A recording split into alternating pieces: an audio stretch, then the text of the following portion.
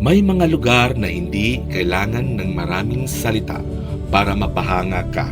Isa na rito ang Liloan, Southern Leyte, isang bayan na puno ng likas ng kagandahan, tahimik na kapaligiran at mga tanawing sulit puntahan. Tara, samahan niyo ako sa paglalakbay na ito at sabay nating tuklasin ang ganda ng Liloan.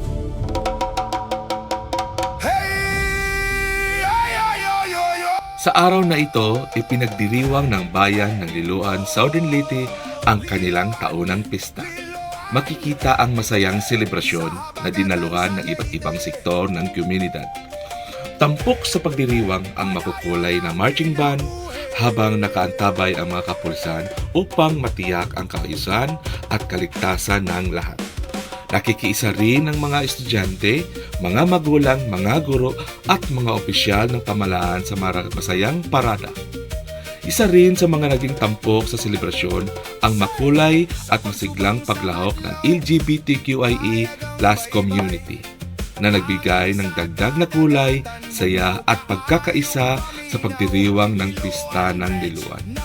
Tunay ngang ipinakita ng pista ng Liloan ang pagkakaisa, kultura at masayang samahan ng buong komunidad. Isda sa kadagatan, presko matag buntag, mga mangingisda, paningkamot. Hindi mawawala sa pista ang saya para sa mga bata.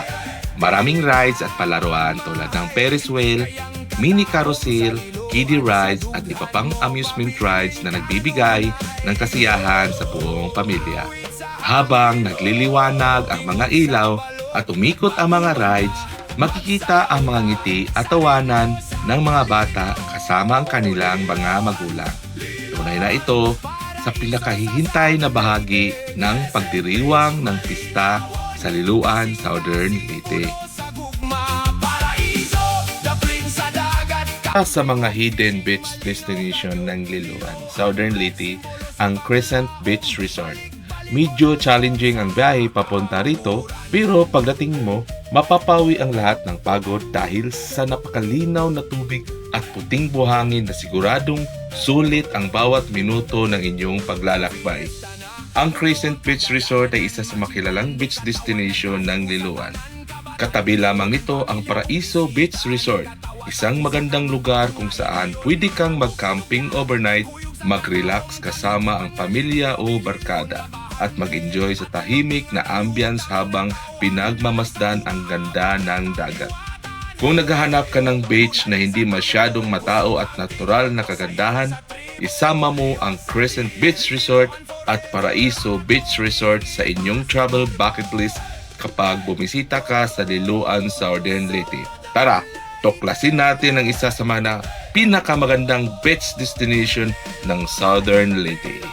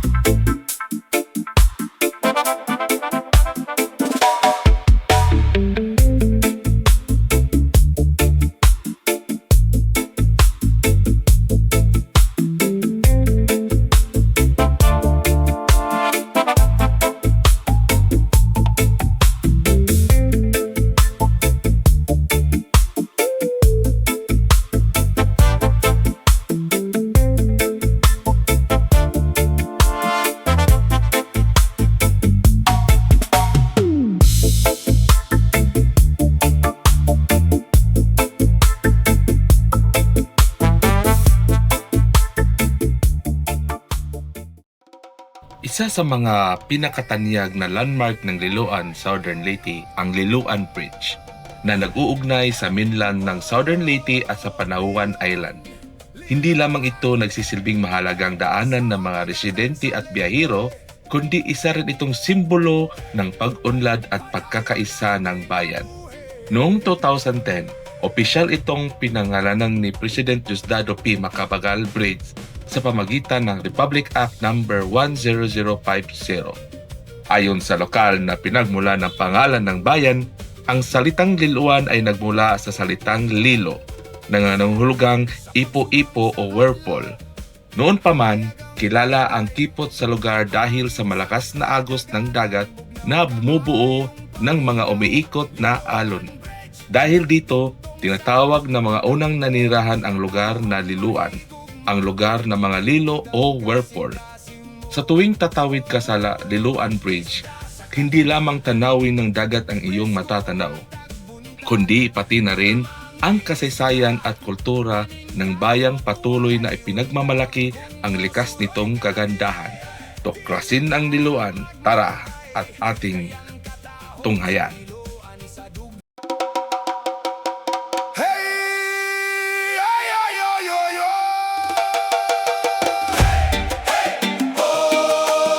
Liloan, Liloan, sa habagatan sa Leyte, padayon ang kinabuhi.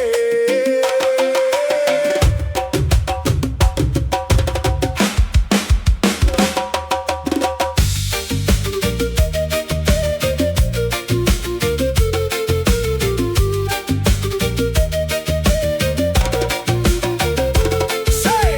Sa pagsubang sa adlaw, hayag ang baybay, hangin sa kadagatan, bugnaw kaayong paminaw.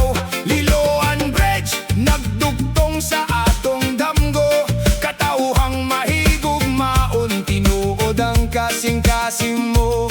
Oh, isda sa kadagatan, presko matag buntag, mga manging isda, paningkamot walay undang. Kung mosuroy ka dire, dili ka magmahay, kayang katahom. Kung naghahanap ka ng isang tahimik at likas na paraiso, hindi mo dapat palampasin ang Tagbak Marine Park sa sitio Tagbak, Barangay Tabugon, Liloan. Napapalibutan ito ng luntiang kabundukan at malinaw na bughaw na dagat. Sa gitna ng Marine Sanctuary ay makikita ang kakaibang rock formation na lalong nagpapaganda sa tanawin. Isa ito sa pinakamagandang ecotourism destination ng Liloan. Maraming pwedeng gawin dito tulad ng snorkeling, kayaking, stand-up paddleboarding, boating, sea turtle watching, wild duck watching, swimming, at sunbathing.